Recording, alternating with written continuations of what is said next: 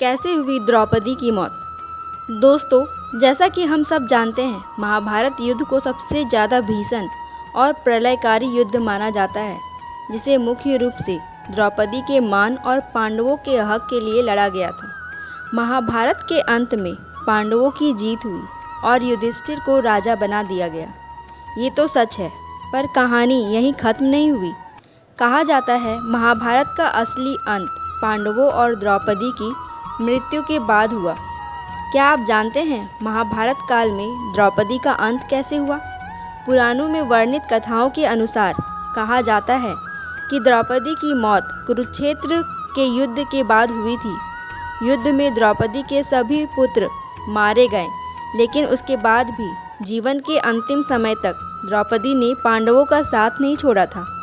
आगे कहा जाता है कि कुरुक्षेत्र के युद्ध के बाद युधिष्ठिर ने अपना सिंहासन छोड़कर राजा परीक्षित को हस्तिनापुर का राजा बना दिया।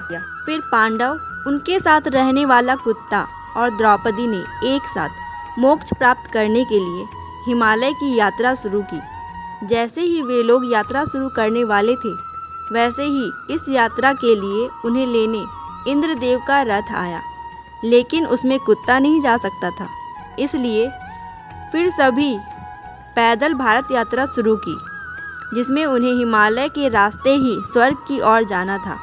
उन्होंने यात्रा की शुरुआत दक्षिण के समुद्र से की। उसके बाद उत्तर की ओर बढ़ते बढ़ते वे सब ऋषिकेश पहुँचे और सभी धीरे धीरे हिमालय की ओर चलने लगे कि तभी समय ने अपने चक्र का पहिया घुमा दिया और उसी दौरान यात्रा में सबसे पहले द्रौपदी गिर गई। हिमालय से नीचे गिरने के कारण द्रौपदी की मृत्यु हो गई और उसके बाद सभी पांडव द्रौपदी के जाने से दुखी हो गए। लेकिन अब वो भी कुछ नहीं कर सकते थे, क्योंकि कहा जाता है ना, मृत्यु पर कोई जोर नहीं चलता।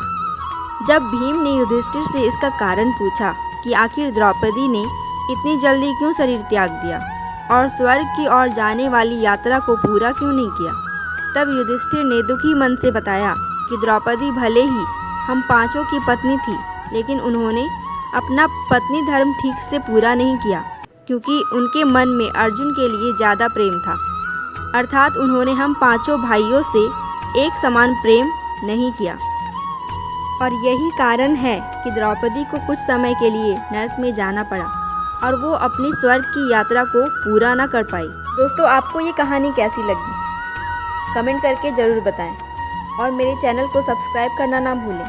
धन्यवाद।